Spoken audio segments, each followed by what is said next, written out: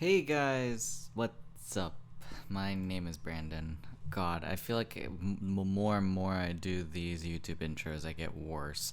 But hi, I am a professional, I guess you could say, at hardcore Nuzlocking. I love Nuzlocking.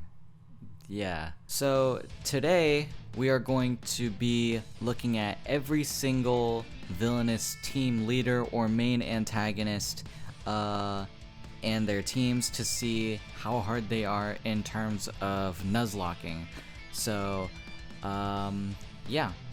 It's going to be mostly like just main story. There's barely any post game, with the exception of Team Rainbow Rocket, which I made an exception for because sometimes people do hardcore Nuzlocks up to Giovanni.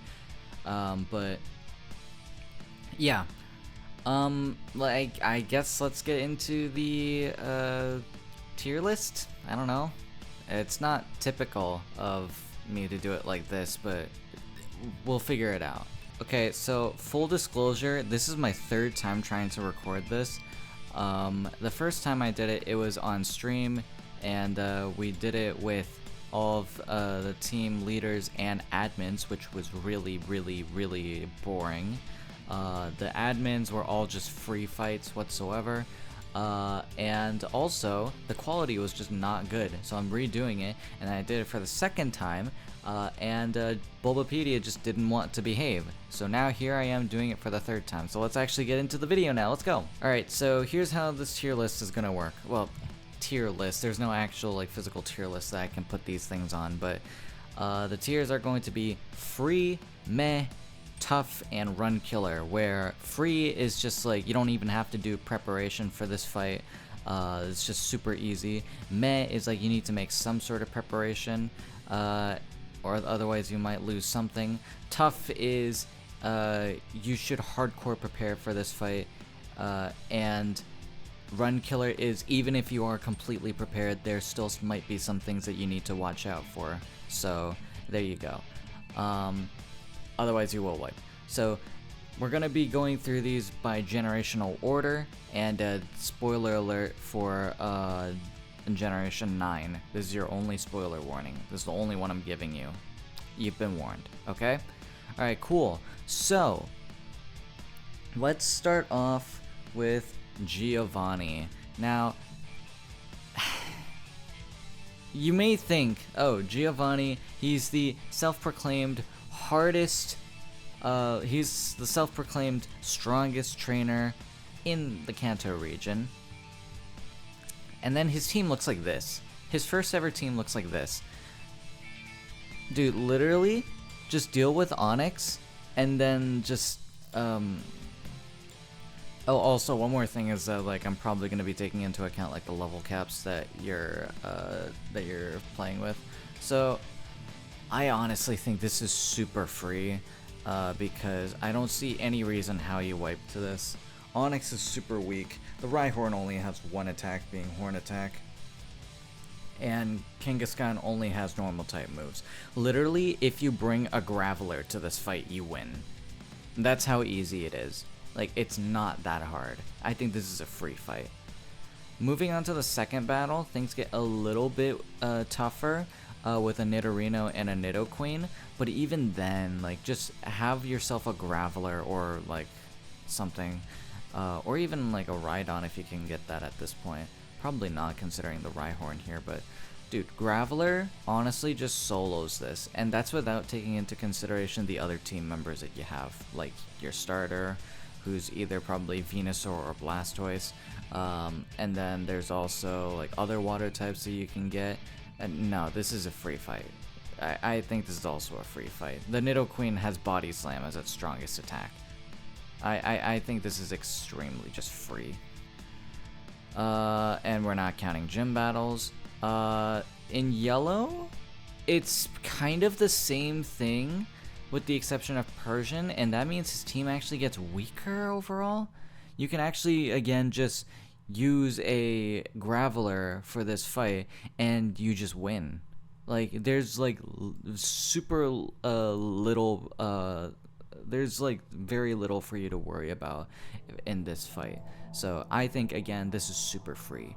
This is something similar, but I'm sorry. It's just like this team is like not good. I don't think this team is good. Like again, you can just use the stuff that I said before, but now considering that it's because it's yellow, you get access to all of the starters. You are more than prepared for like this fight. Like the body slamming Nidoqueen might be a little tough to deal with, but even then, like you're just completely fine. I think this is a free fight. Man, Giovanni, kind of a free piece of shit, all I'm saying. Now, in Fire Red Leaf Green, the Rhyhorn actually has 4 attacks now. The Kangaskhan has a Dark type bite now, but even then, once again, it's just like you can bring yourself a Graveler and just solo this fight. And like sure, Kangaskhan actually can do damage now with Fake Out, Mega Punch, but I don't see this as a very threatening fight. I guess Mega Punch can hurt, so I guess it makes it a little tougher, but no, I don't see this as being very hard. I think this is a free fight once again. In Silphco, it's pretty much the same. However, the Rhyhorn now actually has a Rock type move, which is, it's an improvement, but it's not enough of an improvement to get you out of being free. I genuinely think this is just still really, really bad. This is a really bad team. I think if you wanted to be even harder, he would have a Nidoking, and not have like 2 other normal type moves. Just get rid of Poison Sting, replace it with something else. I don't know. This is a free fight. You have like more than enough preparation for this fight.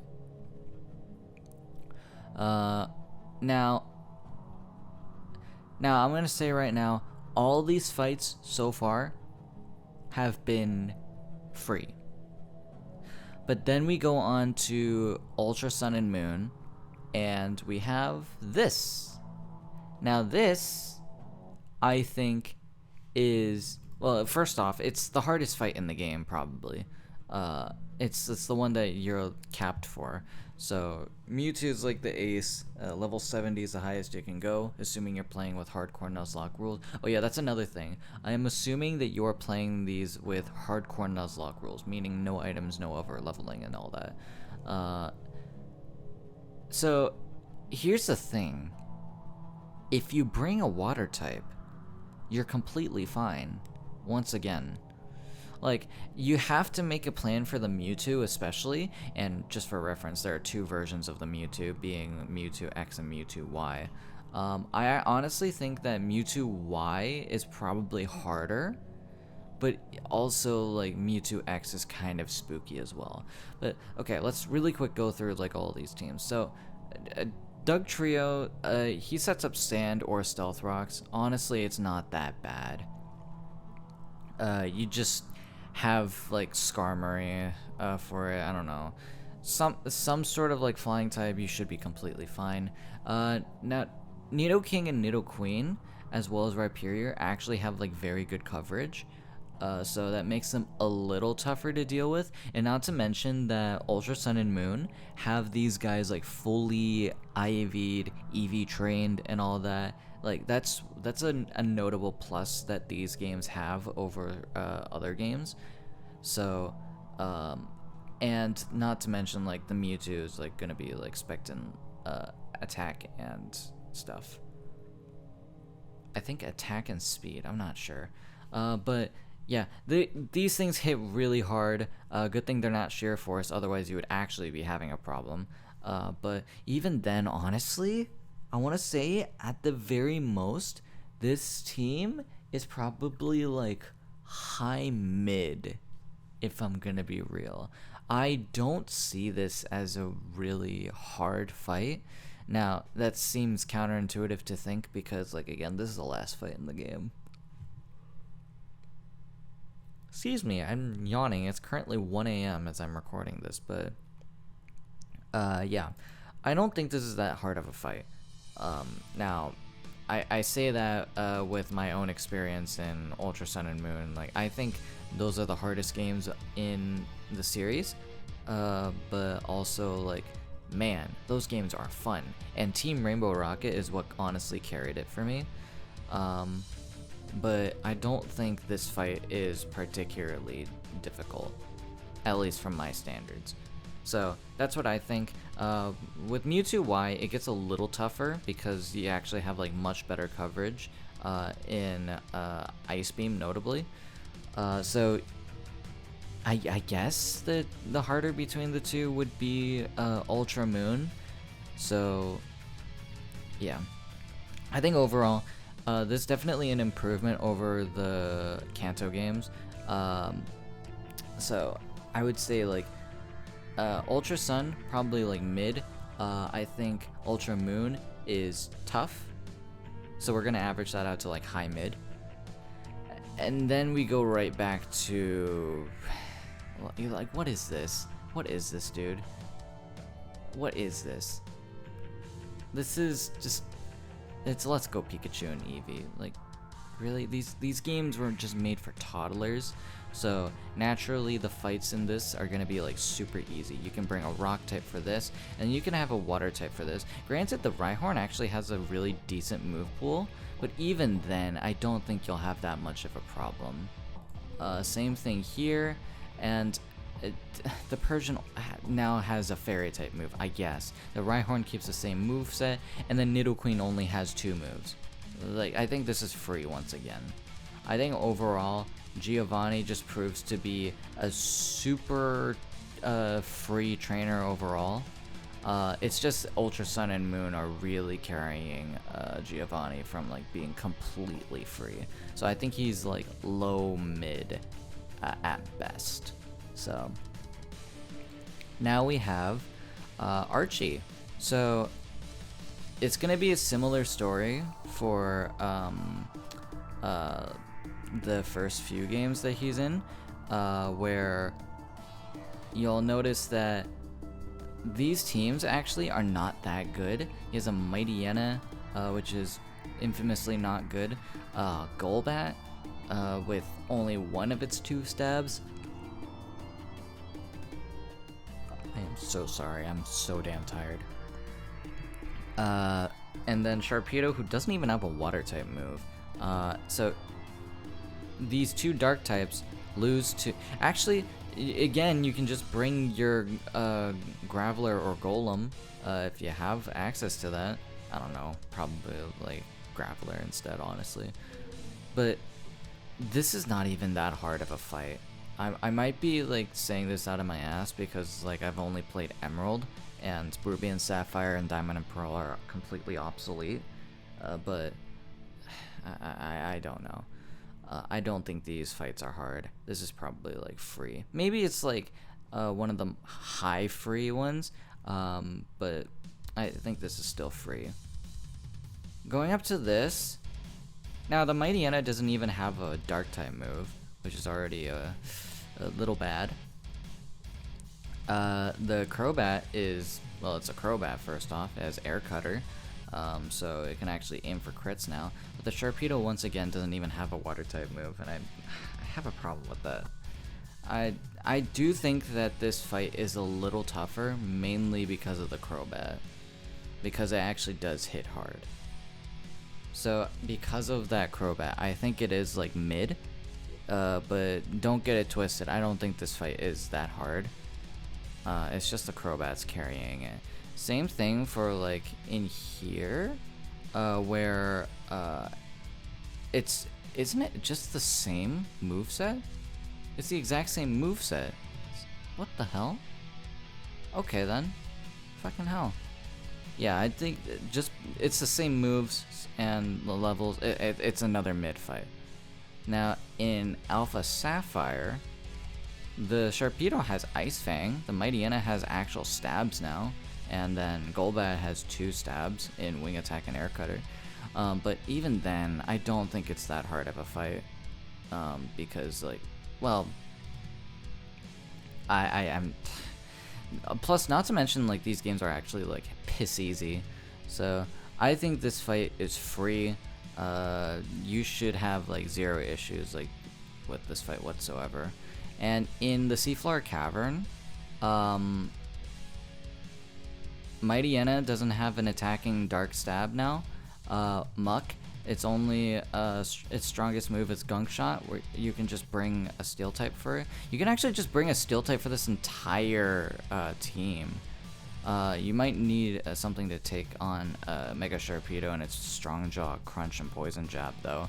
But even then, it's probably gonna be that the Aggron that you have like caught in your box. So yeah, honestly, Aggron, like, and to an extent Lairon, just like completely shits on this.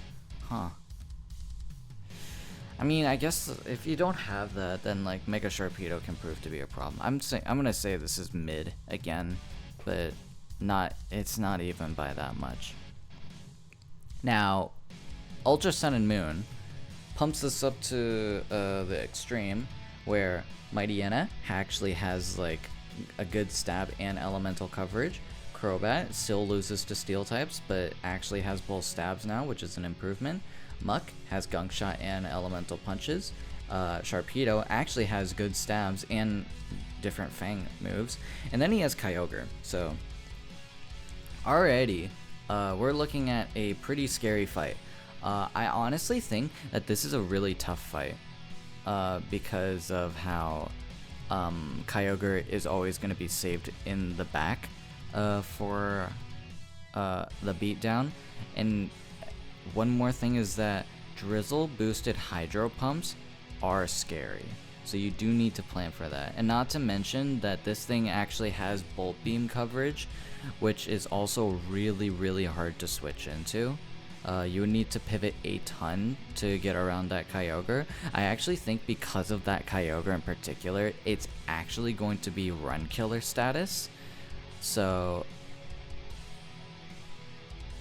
well, it's either Run Killer or Tough. I actually want to say it might be Tough, because the thing is, no, because Drizzle actually just warps the way you like fight and stuff. Because you can't just say, oh, I'm going to bring in my Torkoal and stuff out your water type moves because you're still weak to water.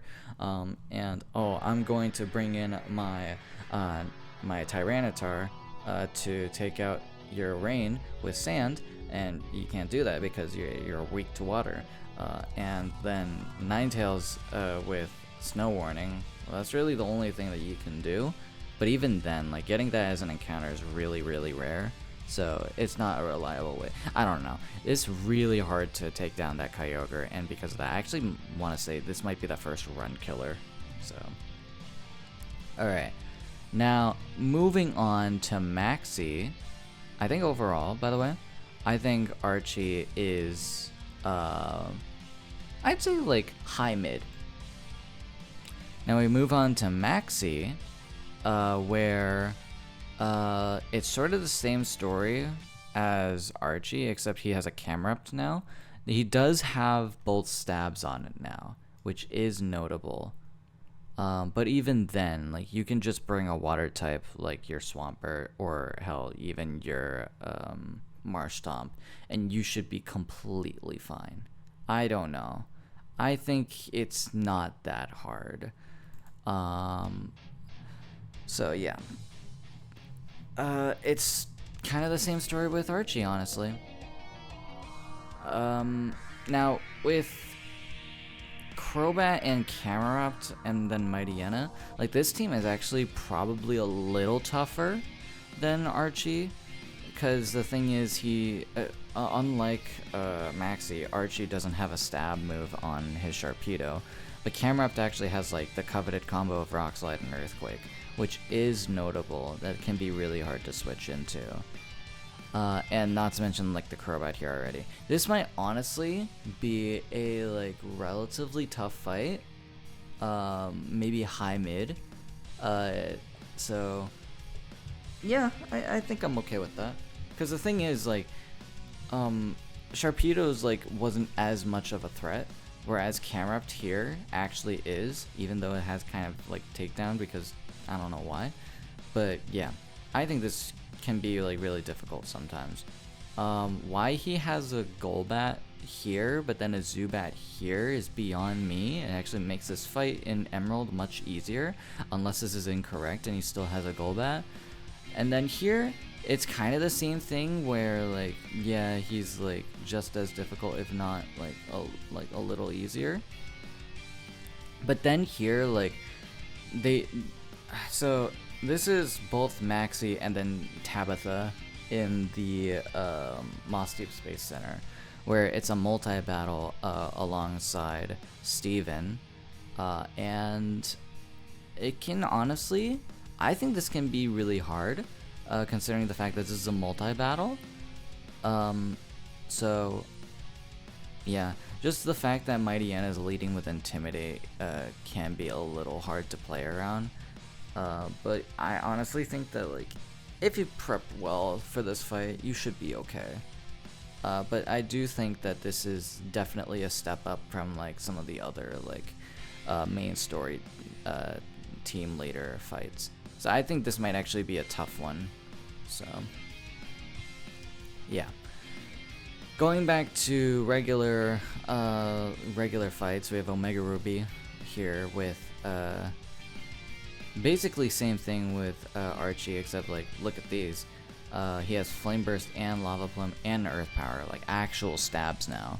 So I think that can be really hard to switch into. But once again, if you have a Marshtomp, which you probably do at this point, then this can be a little bit tough to deal with. Well, if you have a Marshtomp, then this can be like pretty easy. But if you don't, then this might be a problem. But other than that, otherwise, I think you should be fine. Now, this team may not look too crazy like at first, and honestly, it isn't. Especially the Mega Camrupt. Why it has Rock Slide and Takedown as its attacks is beyond me. But the Weezing can be scary, I will say. However, this entire team just loses to Aggron once again, and it may seem intimidating with that Camrupt in the back here, but it doesn't have Earth Power, so you should be okay with just having a Rock type on this entire team. I think this fight's actually free, so yeah, kind of weird how this fight is actually easier than the fight before. So, and then we have Ultra Sun and Moon once again making things go crazy. So, once again, Mighty Anna Crobat. We don't really have to talk about that already. But now we have Weezing, Camrupt, and Groudon. So, Weezing, low-key, I honestly think it's not that hard to take down. It's just Pain Split can be really, really annoying. And it can also... it can also be really hard to switch into because of the fact that it has like good coverage and Thunderbolt and Shadow Ball. And then like Camrupt switching in, I don't know why it has Earthquake and Flamethrower. It's really shifting its physical or special attacks and stuff. But I think this can be like really hard to deal with. Now the main issue of this fight is obviously Groudon.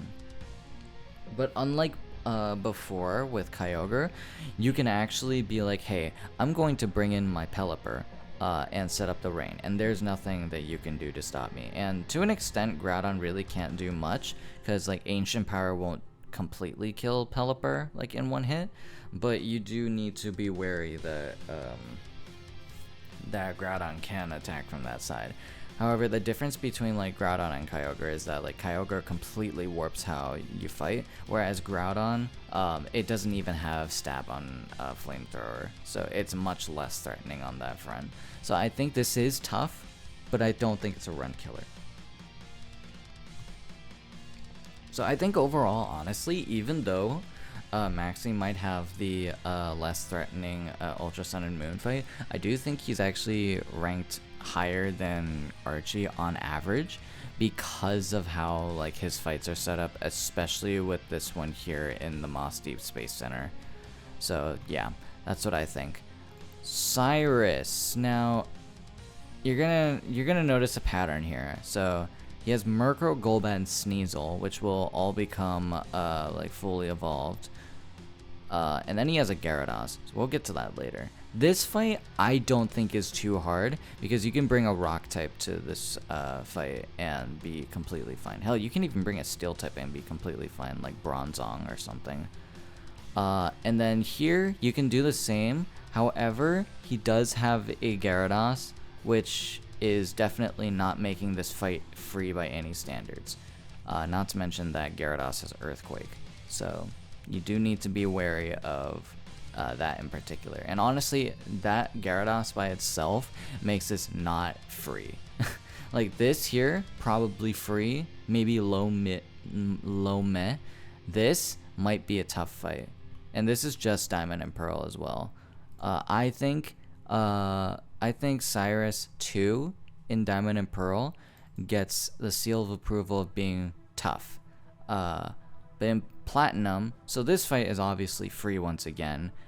This fight is a little tougher, but not by much.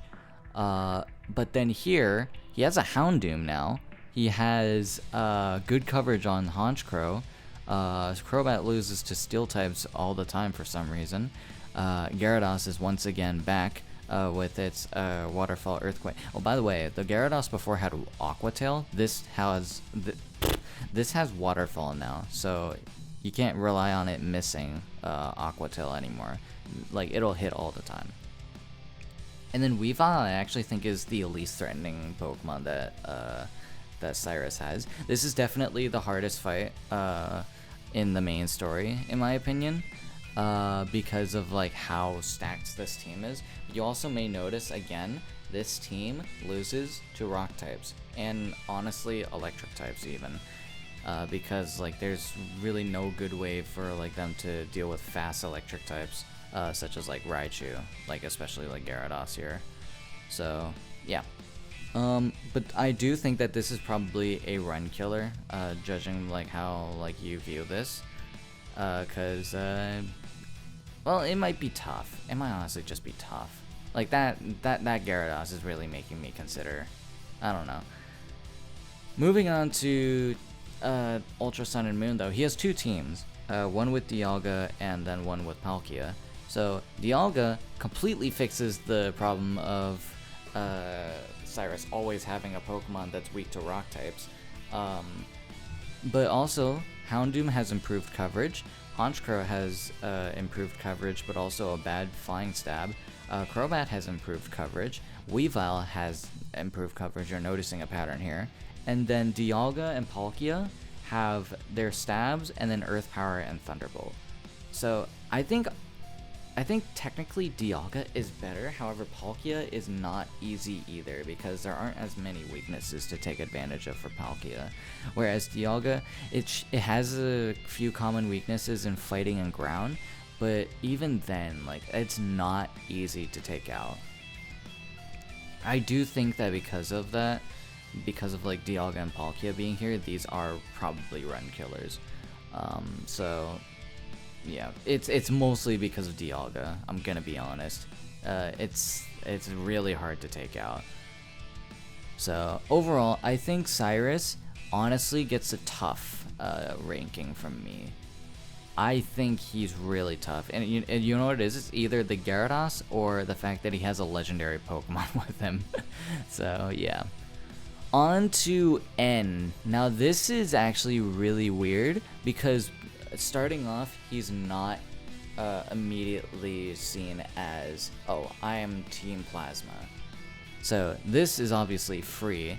This is obviously free. This might be a little tough, mostly because of that Sigilif. Like, there's not very much that can actually deal with this Sigilif unless you're like over leveled. So yeah, you just need to watch out for the Sigilif. Other than that, everything else should be fine, albeit probably like mildly annoying. This is just a free fight. He loses to like fire types, and then like once you take out the Boldor, and then here he has both fossils. He has Vanillux, he has Zoroark, and then Kling Clang. So here, you're gonna notice he has a weakness in like fighting types. However, he also kind of covers it pretty alright with Archeops. And then Zoroark, I've seen people lose Pokemon to Zoroark because it was disguised as Klinklang. I know it's happened because like all of a sudden like, oh, he sends in Klinklang. Why is he sending in Klinklang? And then immediately it gets Flamethrower or Focus Blast onto whatever Pokemon is out, and then they end up losing it. And that's without mentioning the dragon that N has, being either Zekrom or Reshiram, depending on which version that you're playing.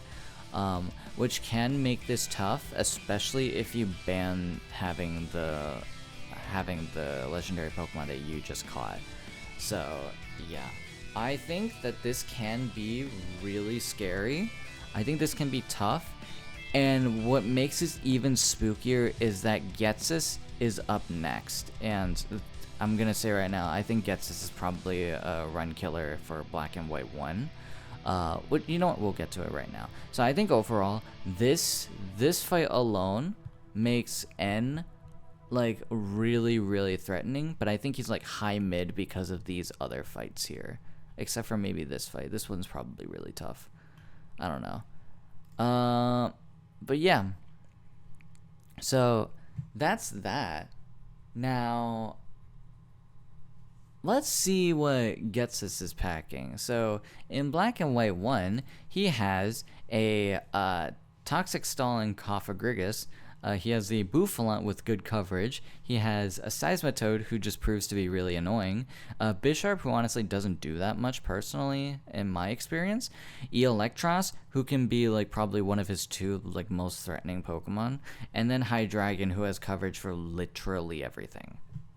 So yeah, the fact that this fight happens right after you beat N is really spooky, because you already have like you already probably have like at least one Pokemon that fainted in the previous fight. So the fact that Ghetsis just like sucker punches you with this other battle is like really uncalled for. So yeah, I think overall this is probably a run killer. This is a really spooky fight. Now I guess technically we can count these, but the fact that like you get healed and stuff, and the fact that you can prepare your lead to be like anything that deals with the Cofagrigus, it can make this like a little easier to prep for. You just need to swap out to something that can deal with one of the Kyurem forms. So yeah, I guess we'll move on, because like after you have the Cofagrigus here. You have Seismitoad, who is like kind of improved coverage. Electros with like good coverage already. But then you notice the change in his team, being Drapion and then Toxicroak.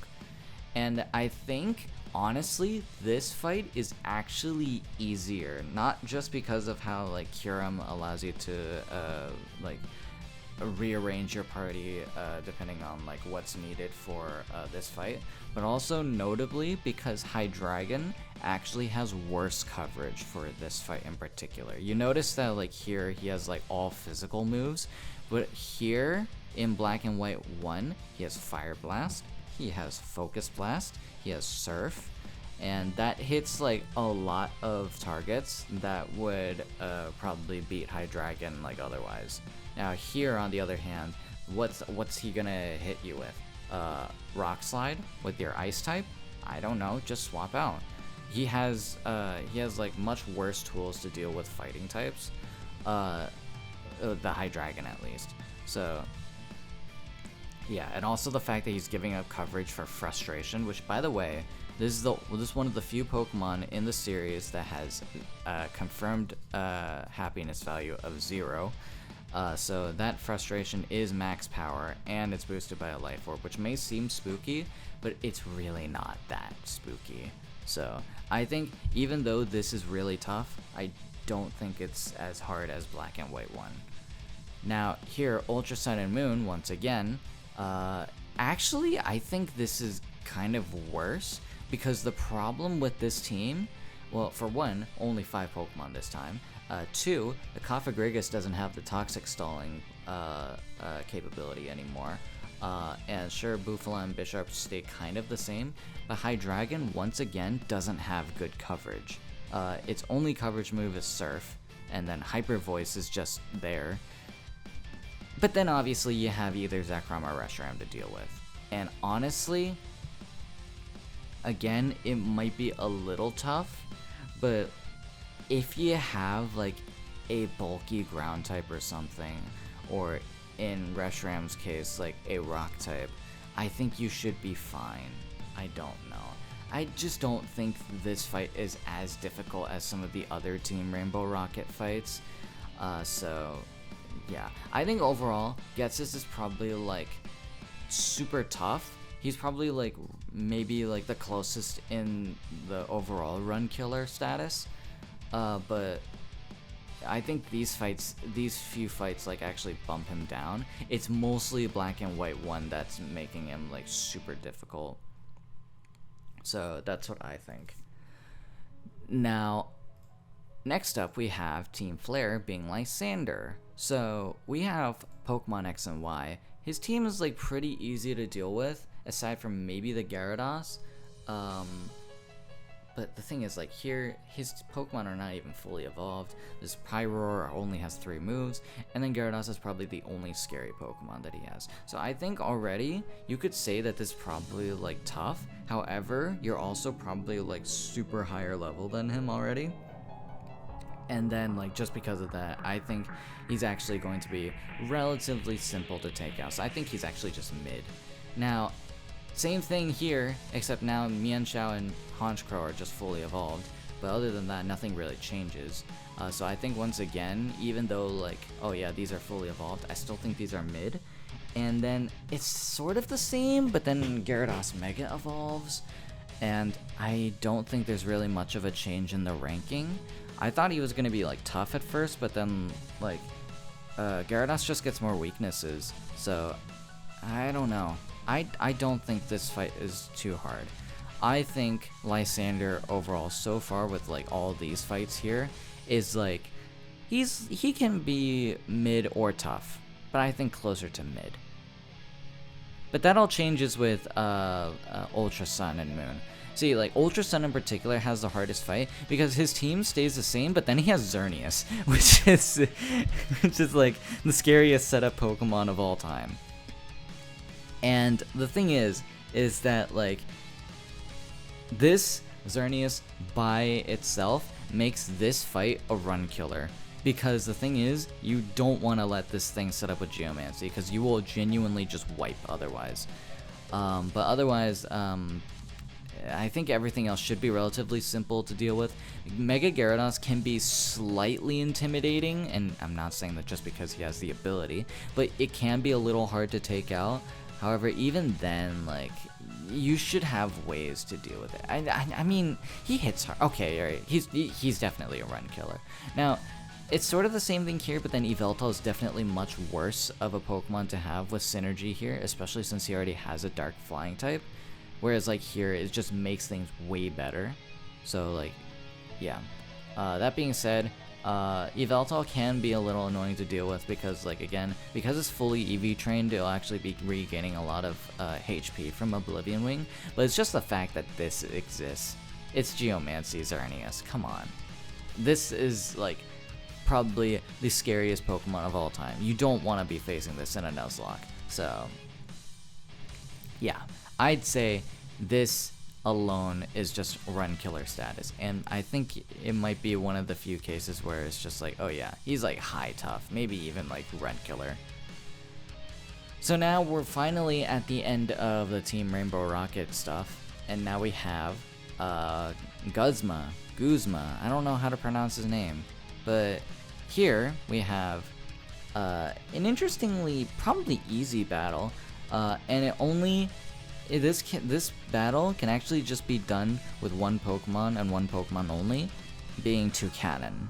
And the reason why is because 2 words: Beak Blast. Golisopod can't do anything to like prevent a burn if it's attacking you, and then because the thing is, like, either he sets up Swords Dance and then he gets hit with Beak Blast, which he then swaps out to Ariados. or he hits you immediately, gets burnt, and then he still gets hit by Beak Blast and then swaps out to Ariados. I think just because of that strategy, this is a free fight. And then same thing here, you can just do the same thing. The third battle actually can get a little spooky, but even then, like just doing the strategy with like 2 cannon here, it's really simple, I'm gonna be honest. And like the thing is also, there's no good way for 2 cannon to like be hit super effectively. Really the scariest thing is actually Masquerade Air Slash. If it gets that bad, if it's that desperate that I think it's just like, no, this fight's not too hard. And this is the last fight. This is the last fight for Guzma in Sun and Moon. I think this is a relatively simple fight, but it's not free, I will say, because you can't just be beak blasting all the damn time. No. So I think this is pretty mid, because you do need to have probably a strategy to like take out everything else. Now, in Ultra Sun and Moon, this fight gets a little tougher. However, you can pretty much just do the same thing as before with 2 cannon and Beak Blast. And sort of the same thing here, but now he has like Pincer here. But this fight, you can't do that on. So here, you have Golisopod, Masquerade, Pincer, and then Vikavolt. So these 2 here first, Golisopod and Masquerade, are pretty much the same as before. However, Pincer has a Drayano moveset, and Vikavolt also has a Drayano moveset. So, yeah. The problem is that like these guys are really slow. However, if you let these guys like hit you all the time relentlessly, then you will not have a chance to like attack whatsoever. You need to go on the offensive, otherwise you might actually like have problems here. So I think this actually is a really tough fight. This is actually one of my favorite fights in Ultra Sun and Moon. So yeah, overall I think this is a tough fight, and this fight alone just puts Guzma like out of like free into like probably like mid meh tier, but it's this fight that really carries him. But otherwise it's just like it's pretty simple. Now Lusamine is a really hard fight if you don't know how to take out Clefable really quickly, but otherwise I think this fight is really simple. Personally, I don't know. I don't see you struggling with this fight whatsoever. So, yeah. Lilligant is really simple. Loses her steel type. I think Miss Magius actually might be a little hard to take out if you don't know what you're doing. And then Milotic is like, I really don't know what it's there for. It has just Hydro Pump. If you have a Water Absorb Pokemon, then you should be fine. Or like Water Bubble, like Araquanid. And then Beware, I guess that hits really hard, so be careful about how hard that hits. And then, yeah, I think overall this fight is actually like pretty simple. I think it's mid difficulty, mostly because of like Clefable can be really hard to kill if you don't know how to do that. And now here, it's just the same team, however they all get a recovery option. So, oh, and a random stat boost. Why Milotic gets an attack boost is beyond me, but oh well. So, yeah. I think it's pretty much the same, but again, Clefable can be like way harder to kill now. And then same for Beware.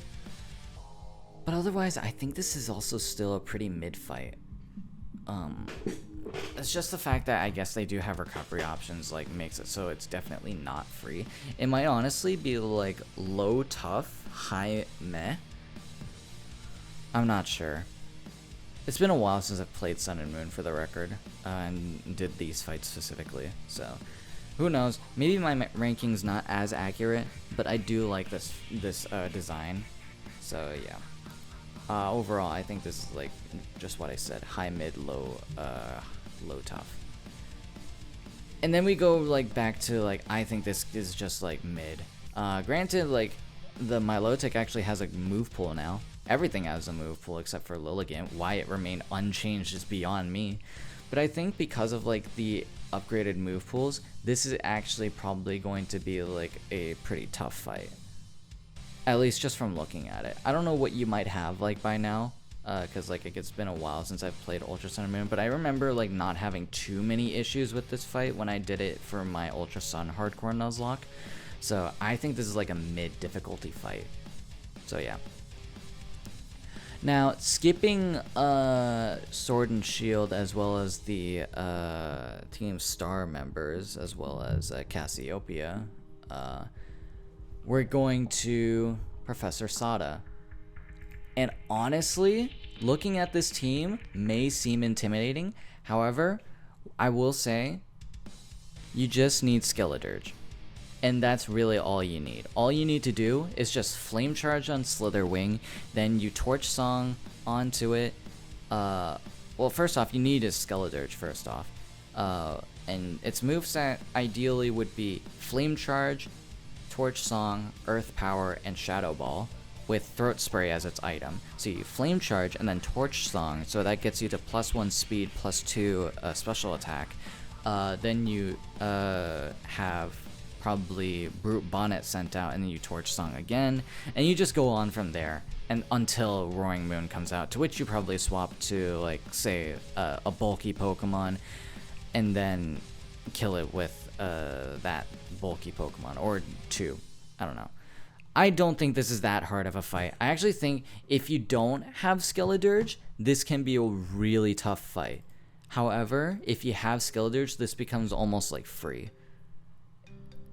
But I'm gonna assume that you probably don't have Skeledirge, in which case this can be a tough fight. But they do share a lot of common weaknesses. You might notice that. Here, I think it's like Fairy and Ghost, whereas like the other Professor fight might be like a little more diverse, but even then I think there's a shared weakness there. So I think overall Sada is actually like just exactly what I said. Like if you have Skeledirge, it can be like almost free, but if you don't, then it's like almost tough. Now, on the other hand, Professor Turo. So this fight, at first glance, I thought this was going to be like sort of similar to Sada. However, looking at this team again and looking at like how Pichal like handled this fight, this actually required a lot more switching than I initially expected. So I do think this is definitely much harder than Sada. Why I say that is because like you can't just do the whole Flame Charge Torch Song thing with Iron Moth like you do with Slitherwing. And not to mention like Iron Bundle is really quick. You can't just do that. You need to have like some sort of plan. This might actually be like really tough, but considering that like Pichal did this on like a no death hardcore Nuzlocke, I think this is also just as manageable. And I think overall this is probably just as like tough, if not like a little bit tougher than Sada. If you have like Skeledirge. Well, just the fact that even if you do have Skeledirge, this can be really hard. But if you don't have Skeledirge, then this might honestly be like a run killer maybe. I don't know. So yeah, that's what I think about all these fights. Let me know how either right or wrong I might be in the comments below. Yeah. I hope you guys enjoyed this video. If you guys enjoyed today's video and you want to share your support, hit that like button down below for me. Give me a thumbs up. I don't really care, but if you do, subscribe because it really helps on my channel. And this is a 50-minute video. Holy shit. I'm going to edit this down so you don't have to sit through 50 minutes, but even then it might just still be 40. All right. I'll see you guys later. Peace.